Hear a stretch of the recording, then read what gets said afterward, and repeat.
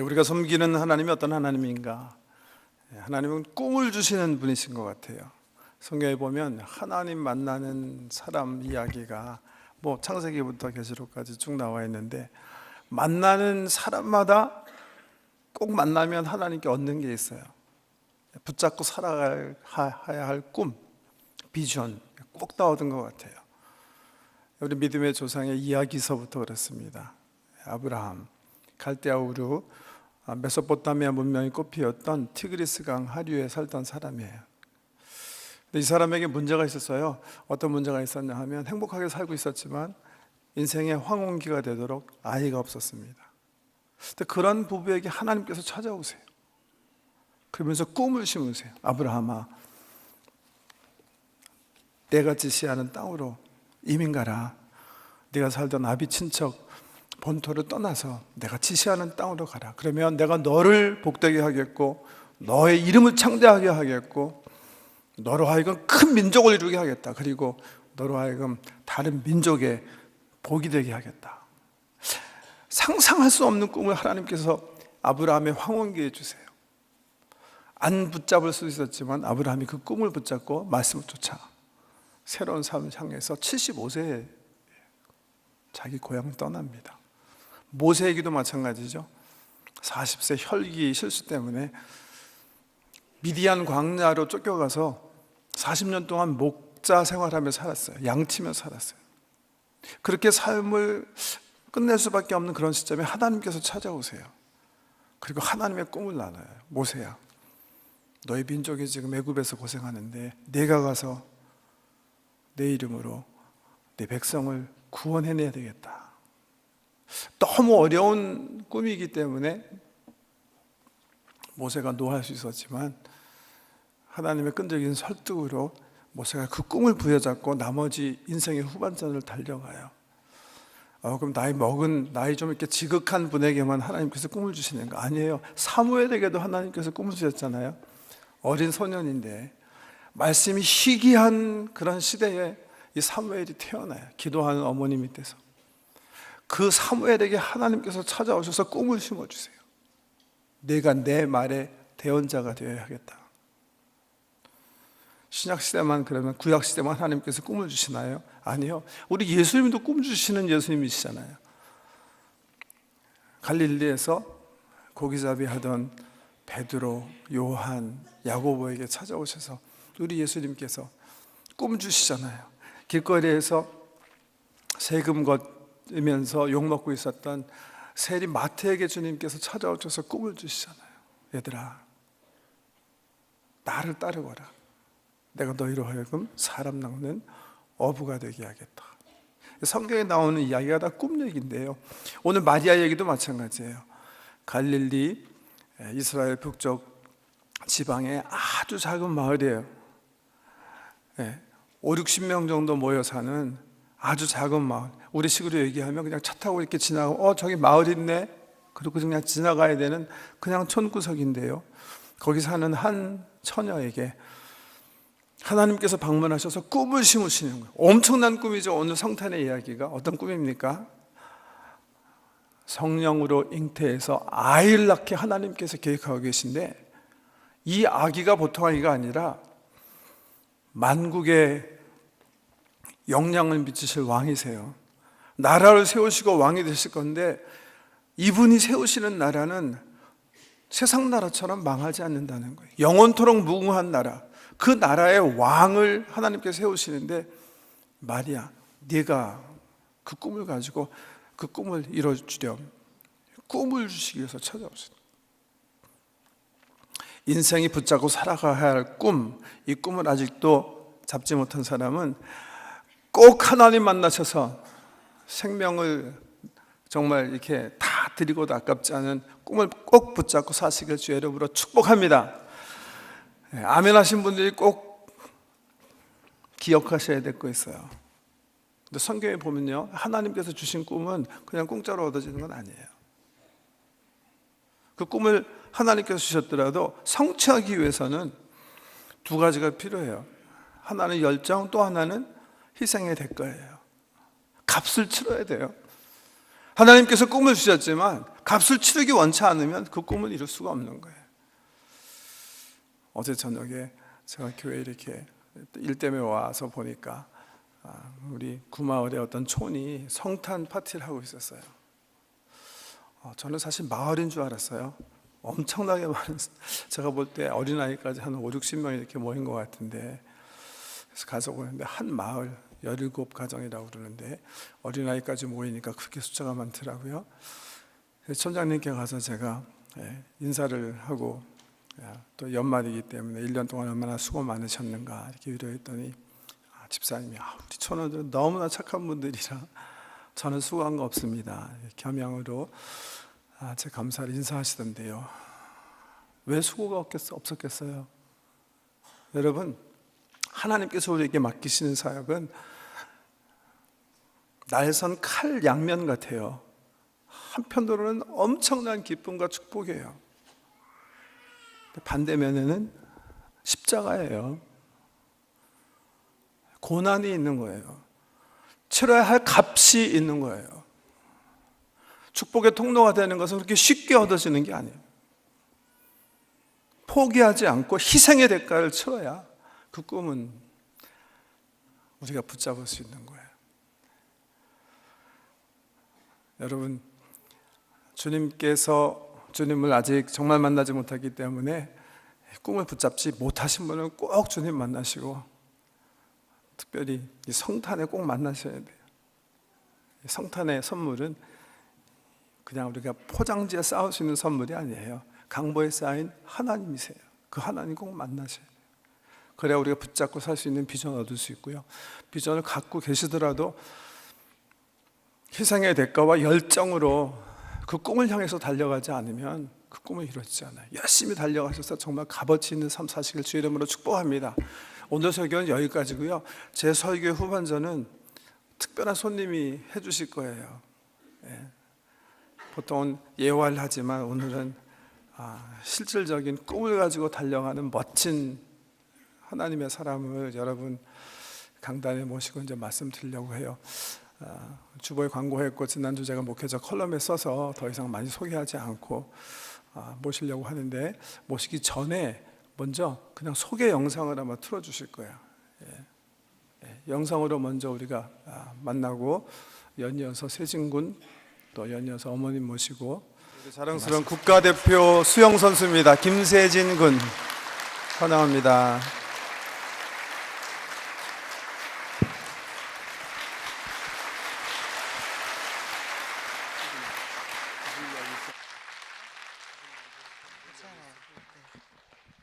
네, 안녕하세요. 17살 수영선수 김세진이라고 합니다.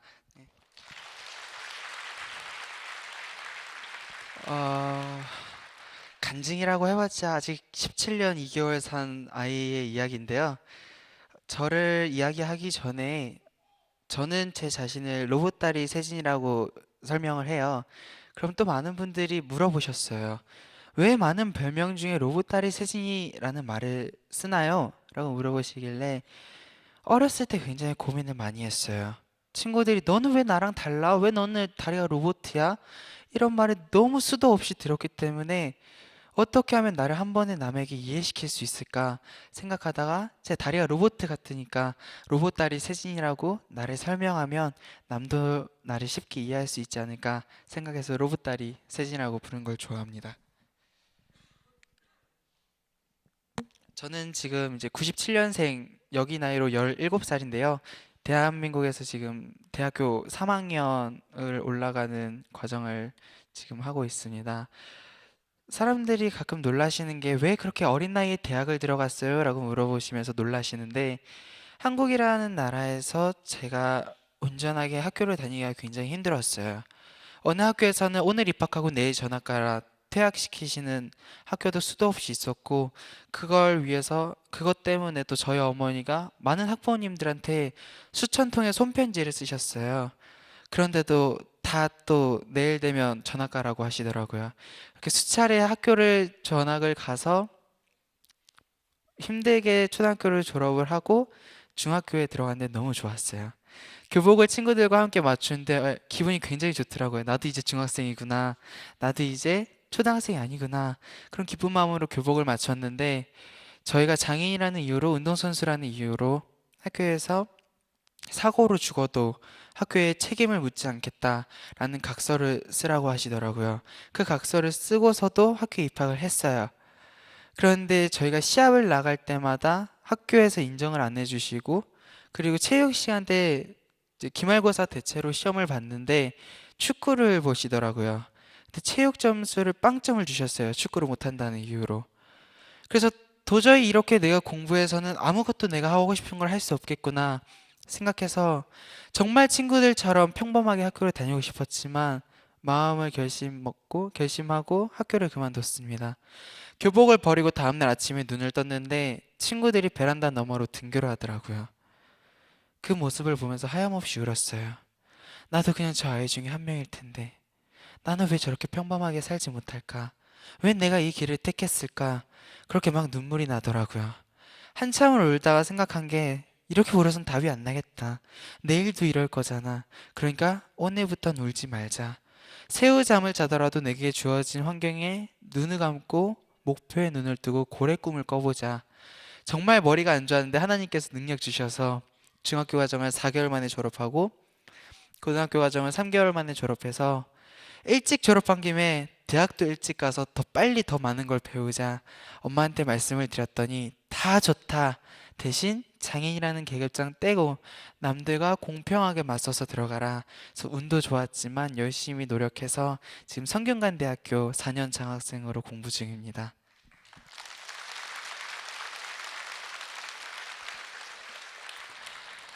친구들이 어렸을 때 서로에게 많이들 물어봤어요. 너는 어디서 태어났어? 나는 이 병원에서 태어났는데, 우리 같은 병원이네? 너는 어디가 고향이야? 굉장히 많이 물어봤었어요.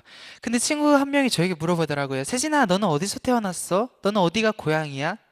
라고 물어보는데 답변을 할 수가 없었어요. 저는 한 작은 아기 집에 살고 있던 꼬마 아이였는데 너무나도 사람을 싫어했대요. 사람을 무서워하고 누군가가 안아주려고 하면 늘 울고 그래서 피아노 밑에서 혼자 블럭을 가지고 놀았던 굉장히 소심했던 아이였어요. 수많은 자원봉사자들이 하루에도 수십 번을 왔다 갔다 하세요. 근데 아무도 저를 봐주시지 않으셨어요. 그 꼬마 혼자 피아노 의자 밑에서 장난감을 가지고 노는데 우연히 한 자원봉사자가 저희가 살고 있던 아기 집에 왔고 저를 딱 안아줬는데 울던 아이가 눈물을 그치더래요. 그 울던 아이의 눈을 바라본 엄마가 만약에 내가 전생에 있었다면 이 아이가 내 아이가 아니었을까라는 생각을 하셨대요. 그래서 저를 가슴으로 낳아주셔서 저는 지금 그 자원봉사자 그분이 저희 어머니가 돼서 가족이 생겼습니다. 이분이 저희 누나인데요. 네, 보시다시피 체격도 굉장히 좋아요. 튼튼하고 덩치도 좋은데 처음 제가 엄마에게 왔었을 때 누나가 엄마한테 그랬대요. 누나가 8살이었고 제가 2살이었는데 6살 차이 나는 동생을 생각하면서 엄마, 내가 8년 동안 엄마한테 사랑을 받았잖아요. 그러니까 딱 8년 내가 양보할게요. 진짜 세진이만 예뻐해 주세요. 정말 엄마와 누나가 저를 너무 예뻐해 줬어요.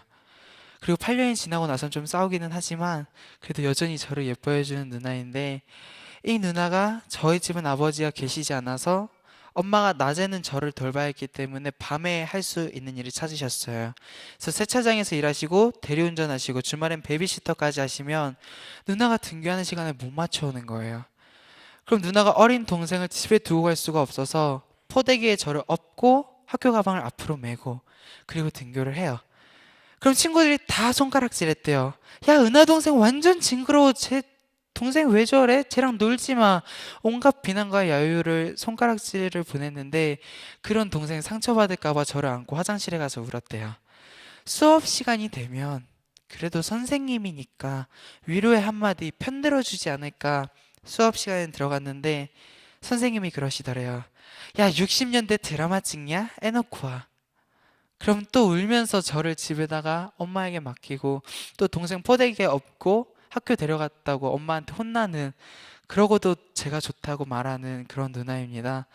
제가 무릎으로 기어다닌다는 집을 무릎으로 기어다닌다는 이유로 락스를 원액으로 방 청소를 해서 손이 퉁퉁 붓기도 하고, 제가 걷는 연습을 할 때 무작정 엄마가 넘어뜨리기만 하니까 그런 동생을 이 7, 8kg 되는 의족을, 이 딱딱한 의족을 본인 발등 위에 올리고 저에게 걸음마를 가르쳐 준 그런 누나인데, 이 누나가 저와 함께 살면서 제가 늘 고민을 했던 게 있어요.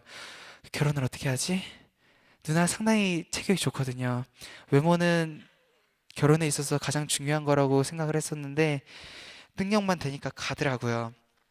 2년 전에 누나가 결혼을 했는데 이 사진이 결혼 일주일 전에 살이 쫙 빼고 찢고 다시 이제 원상복귀.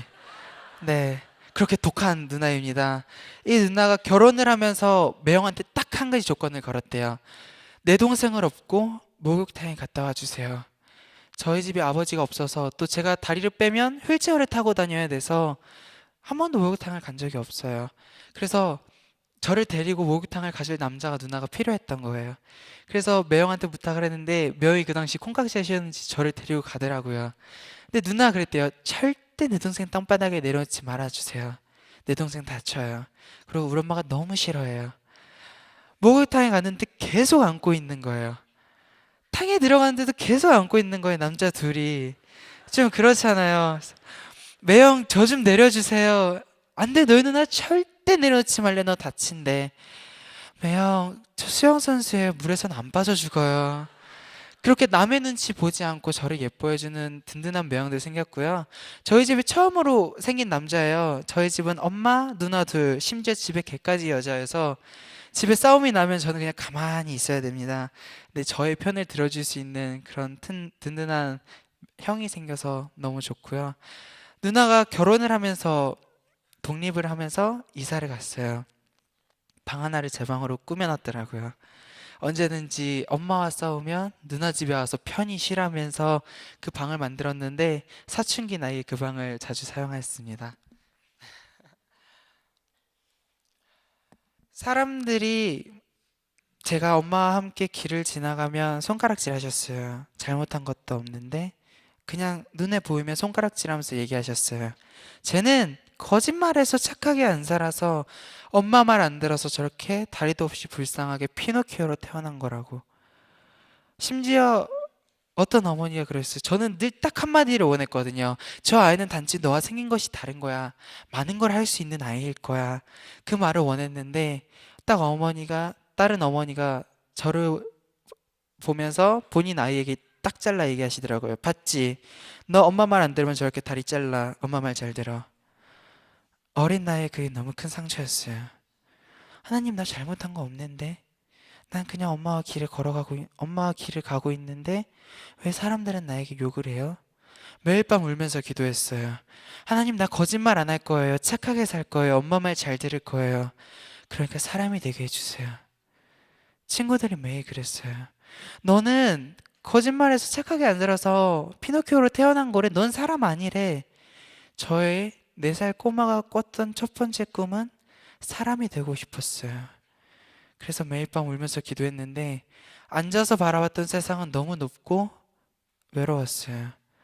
친구들처럼 걷고 싶고 뛰고 싶고 놀이터 가서 놀고 싶었는데 늘 혼자 다리가 없이 집에서 블럭을 가지고 놀아 했던 그런 꼬마 아이였습니다. 그런 저를 걷게 하기 위해서 엄마가 여러 병원을 찾아다니면서 의사 선생님들에게 여쭤봤어요. 우리 아이 한 번만 봐주세요. 우리 아이 걸을 수 있을까요? 물어봤는데 많은 의사 선생님들이 포대기를 딱 여시더니 하시는 말이 얘 못 걸어요.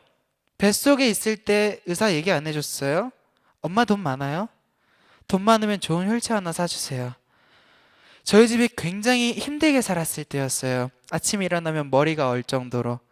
그래도 서로 아침에 눈 떠서 웃는 얼굴 보면서 그렇게 행복하게 살았던 때였는데 엄마가 그 당시 가장 비싸고 예쁜 신발을 하나 사시면서 세진아, 엄마가 너 이 신발 반드시 신게 할 거야. 이 신발 신고 뛰게 할 거고 이 신발 신고 엄마 방문 열어주세요 쾅쾅 두드리게 할 거야. 걷기 위해서 6번의 뼈를 깎는 수술을 했습니다. 수술 중에 가장 아픈 수술이 뼈를 깎는 수술이라고 하잖아요. 4살 꼬마가 그 고통을, 그 수술을 견딜 수 있었던 건 너무 간절했어요. 친구들처럼 두 다리로 서고 싶었고 같은 곳을 바라보고 싶었고 같이 놀고 싶었기 때문에 너무 걷고 싶었기 때문에 견딜 수 있었던 것 같아요. 수술실에 딱 들어가기 전에 엄마가 너무 많이 우시는 거예요. 꼬마가 엄마를 바라보면서 엄마, 나 코 자고 나면 예뻐질 거지요. 나 코 자고 나면 걸을 수 있지요. 그니까 울지 마세요. 그리고 눈을 감고 당당히 수술실에 들어갔대요. 그 꼬마가 어느덧 시간이 흘러서 굉장히 뻔뻔한 아이가 됐는데요. 수술실에 들어가기 전에 저렇게 수술 모자를 쓰고 들어가요. 그럼 수술이 끝나면 수술실이 상당히 건조하거든요. 그래서 건조해진 피부를 위해서 저렇게 마스크팩을 붙이고 잠을 청하는 그런 뻔뻔하고 담담한 아이로 성장할 수 있게 되었습니다. 수술이 끝나고 처음으로 걸었을 때의 느낌은 너무 애매했어요. 너무 좋았어요. 너무 좋은데 너무 아팠어요. 한 5초 바라봤던 세상이 너무 예쁜 거예요. 남들과 함께 설 수 있고 어깨를 나란히 하고 두 다리로 내 몸을 지탱할 수 있다는 게 너무 좋았어요.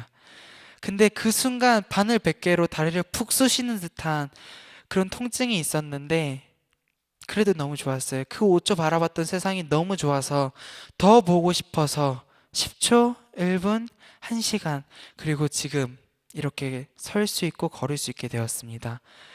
제가 걷기 위해서 재활 운동이 필수였는데 엄마는 늘 저와 함께 하셨어요. 타이어를 메고 모래사장을 기어 다니고 기어서 산을 오르고 이불을 깔고 매일 넘어지는 연습을 했어요. 앞으로 넘어지고 뒤로 넘어지고 옆으로 넘어지고 언제 어디서 넘어질지 모르는 두려움 때문에 늘 울면서 연습을 했는데 그 또한 매일 밤 울면서 기도했어요. 하나님, 나 너무 걷고 싶어요. 나 이제 다리 생겼어요. 나 너무 걷고 싶어요. 매일 밤 그렇게 울면서 기도를 했는데 어느 날 연습을 하던 도중 막 눈물이 나더라고요. 그러면서 다시 한번 기도를 하는데 제 눈앞에 불빛이 하나하나 생기더라고요. 그래서 그 불빛을 따라 발을 내디뎠어요. 그 순간 제가 걷고 있더라고요. 엄마가 딱 걷는 저를 보면서 너무 놀라시는 거예요. 세진아, 어떻게 걸었니? 엄마, 여기 불빛 있어요. 불빛 안 보여요? 나 이 불빛 따라 걷고 있어요. 엄마 눈에는 안 보였대요. 근데 그때 저는 알았어요. 아, 이 작은 꼬마의 기도도, 이 작은 기도도, 이 작은 목소리도, 이 작은 눈물도 늘 알아주시고 함께 하시는 하나님이 계시는구나. 그때부터 저의 삶에 하나님이 함께 하시기 시작했습니다.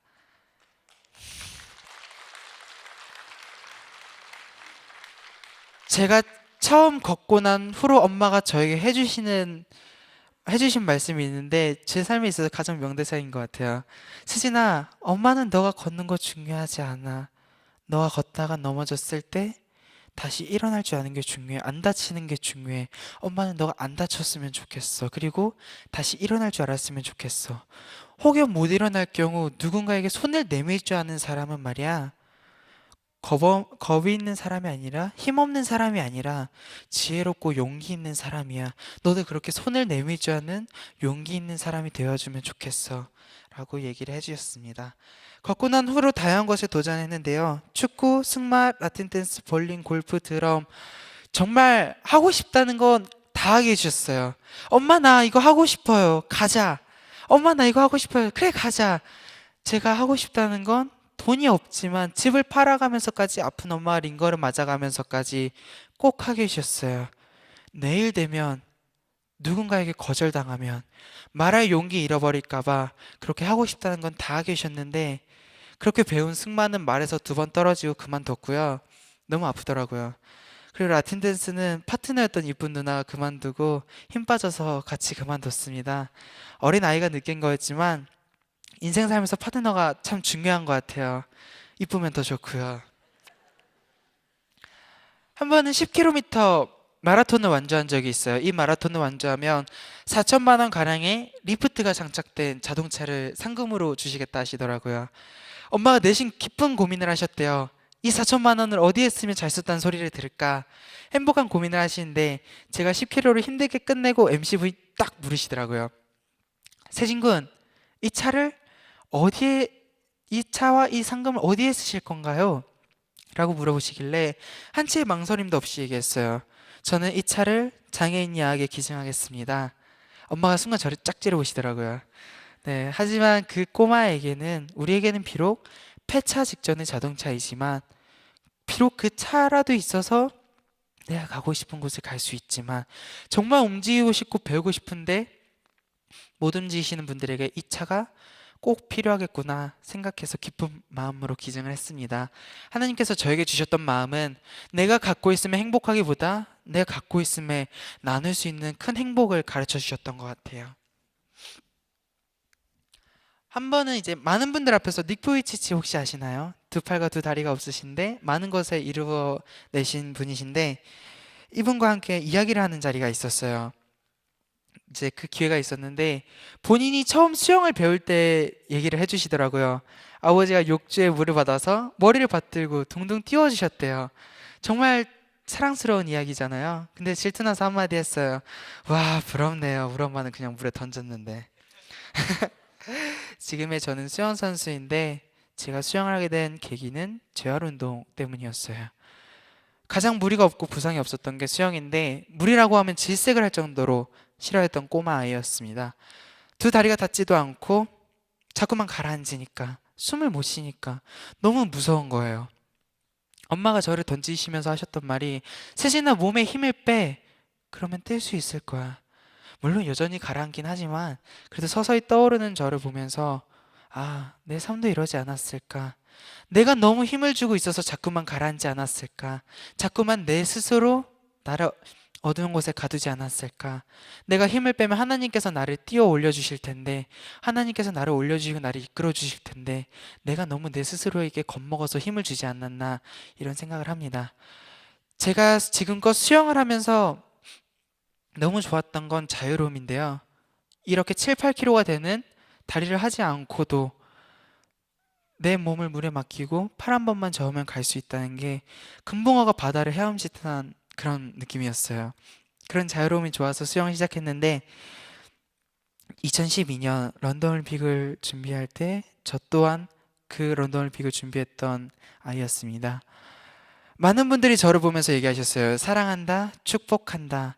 너는 반드시 할 수 있을 거야. 우리가 널 응원할게. 우리가 너의 편이 되어줄게. 저희가 2012년 런던 올림픽을 못 나가게 되었어요. 모두가 싹 다 떠나시더라고요. 그러면서 하시는 말이, 넌 우리에게 거짓말했어. 넌 우리의 기대에 미치지 못했으니 우리가 널 버린 건 당연한 거야. 세상에 엄마와 저 단둘이 남겨졌어요. 정말 누군가에게 가서 울고 싶은데 아무도 없더라고요. 정말 원망 많이 했어요. 난 그저 수영을 좋아했던 아이였고 내겐 수영이 전부였고 올림픽은 나의 꿈이었는데 내가 뭘 잘못했나. 그렇게 울면서 정말 이래 악물고 검정고시를 준비해서 졸업을 했고, 그렇게 너무 힘들어할 때 엄마한테 했던 말이, 엄마, 나 이제 수영 못하겠어요. 이젠 내가 좋아하는 수영이 아니에요. 이게 내가 좋아서 하는 건지 누군가에게 기대에 이끌려서 했던 건지 모르겠어요. 이제는 수영을 그만하고 싶어요. 그렇게 막 울면서 얘기했을 때 엄마가 저에게 물어보시더라고요. 세진아, 상상할 수 없는 꿈을 꾸니? 네, 엄마. 근데 나 지금 너무 힘들어요. 이젠 그만하고 싶어요. 세진아, 너가 상상할 수 없는 꿈을 꾼다면 우리 딱 한번 상상할 수 없는 노력을 해보자. 정말 저를 뛰어넘기 위해서 준비했던 건데 10km 이제 수영인데, 이걸 준비하면서 또 너무 힘들었어요. 4kg 납덩이를 허리에 차고 긴팔티를 입고 낙하산을 등에 메고 하루에 6시간씩 10km를 훈련을 했어요. 정말 너무 힘들었지만 엄마가 해주셨던 말씀이 생각이 났어요. 세진아, 우리의 내일은 알고 가는 것이 아니라 믿고 가는 거라고 생각해. 지금 당장 내가 내일 어떻게 될지 모르는데 그저 하나님 계획하신 대로 우리가 사는 것처럼 우리의 내일을 알고 가는 것이 아니라 믿고 한번 가보자. 그렇게 지난 9월 21일 뉴욕 허드슨 강에서 이제 10km 수영 마라톤을 했는데요. 너무 무서웠던 건 물이 너무 더러웠어요. 한 치 앞이 안 보이더라고요. 17도면 고래가 사는 온도래요. 너무 추웠어요. 아무것도 보이지 않고 그 추위 속에서 수영복 딱 하나 걸치고 대한민국 최초로 또 최연소로 장애인 최초로 출전을 했는데 말 하나 통하지 않는 그 나라에서 너무 두려운 마음에 기도했어요. 하나님, 나 너무 무서워요. 지금 내가 나아가고 있는 건지 제자리에 있는 건지 모르겠어요. 제발 내 눈앞에 한 사람만이라도 나타날 수 있게 해주세요. 숨을 쉬려고 고개를 물 밖으로 내밀었어요. 한 사람 한 사람 눈앞에 나타나더라고요. 그래서 한 사람 한 사람 잡아가면서 전체 21위로 들어왔고요. 18세 미만으로는 1위로 들어왔습니다. 네.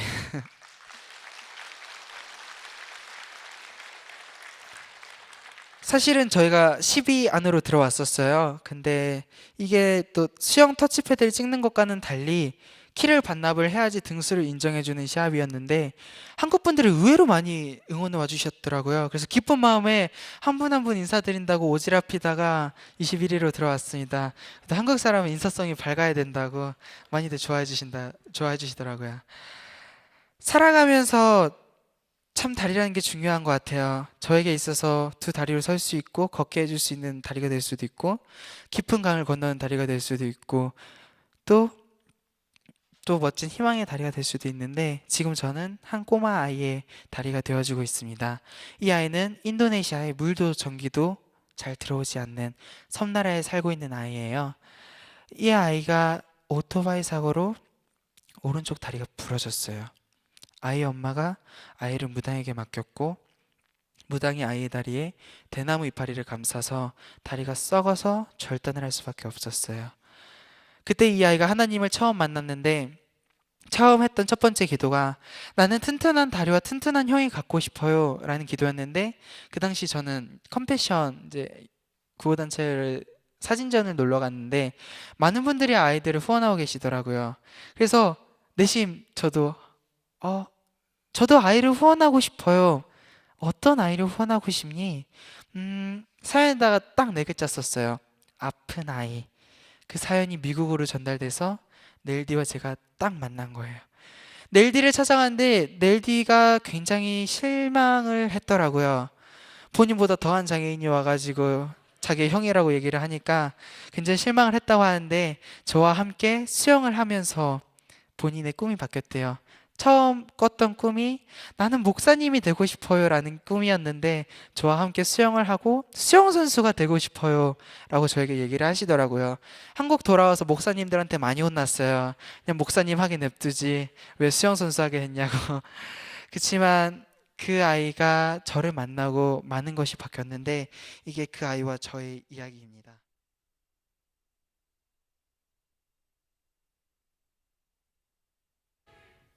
4년 전 모두에게 버림받았을 때 넬디를 처음 만났고 넬디에게 약속을 했어요.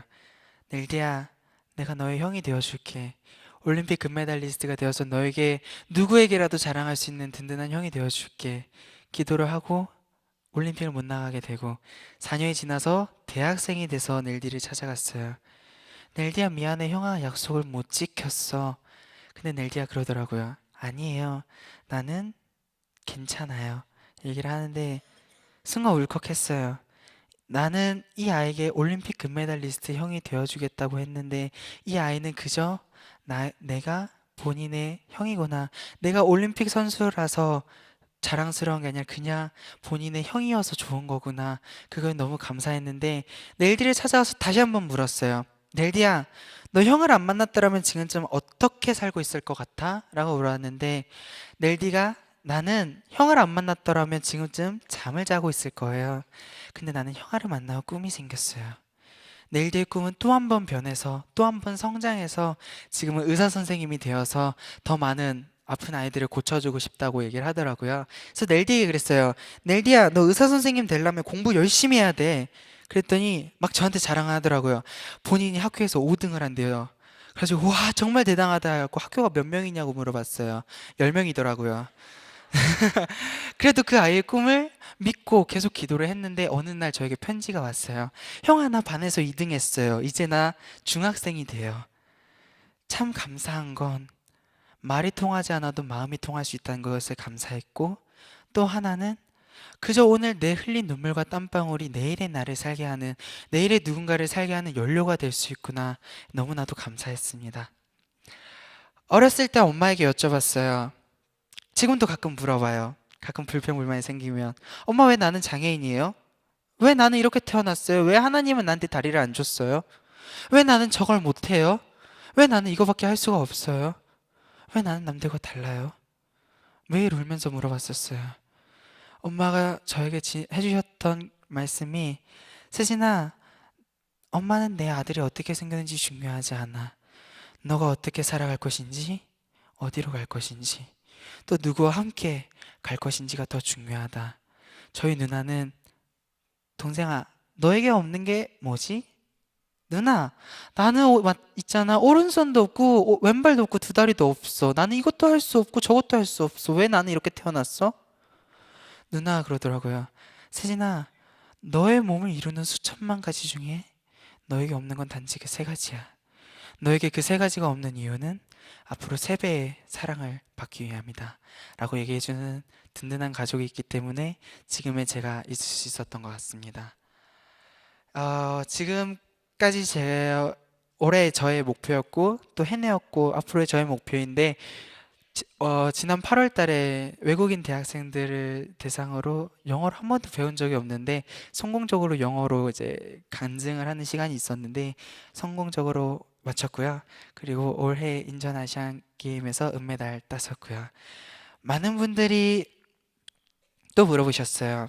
왜 은메달밖에 못 땄어요? 세진이 메달 150개, 그중에 금메달이 120개라면서 왜 이번에 은메달밖에 못 땄어요? 운동 안 했어요? 뭐 컨디션 안 좋았어요? 이렇게 물어보시더라고요. 은메달도 너무 힘들게 땄어요.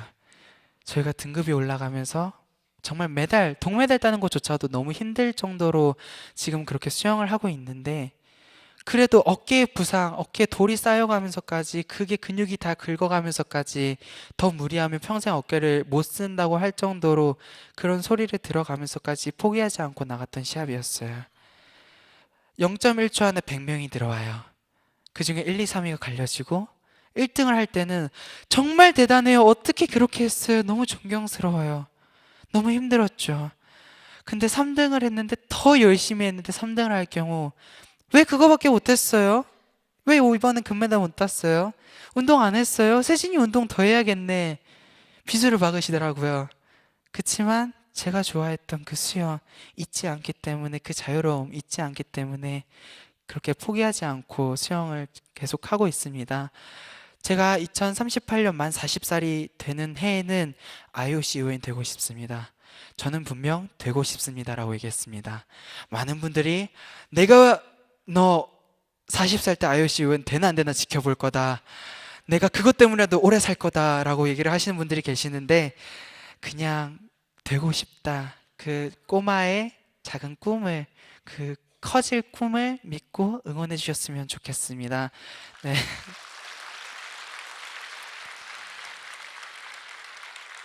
저의 좌우명인데요. 세상을 기대하는 아이가 아닌 세상이 기대하는 훌륭한 어른이 되어서 하나님 보기 아름다운 그런 멋진 아이가 될 수 있도록, 또 힘든 세상을 힘내 세상으로 바꿀 수 있는 희망의 다리가 될 수 있도록 노력하겠습니다. 마지막으로 보여드릴 영상은 저에게 큰 울림을 줬던 영상이에요. 이 영상을 보시다시피 징기스칸에게 믿음과 열정을 뺀다면 하늘 양치기에 불과하지 않겠지만, 믿음과 열정이 더해졌기에 저렇게 멋진 누군가의 기억 속에 남을 수 있는 인물이 되었던 것 같아요.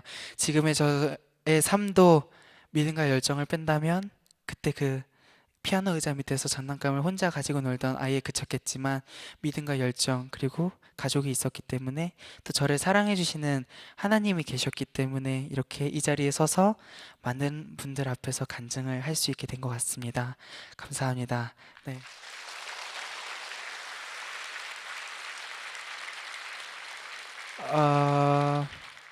사실 제가 정말 어린 나이지만 딱 한 가지 지금 제 나이 또래에게 가장 해주고 싶은 말은, 흔히 어른들이 얘기하세요. 길이 막혔으면 빨리 다른 길 찾아. 왜 거기서 머뭇거리고 있어? 라고 얘기를 해주시는데, 한동안은 그렇게 생각했어요.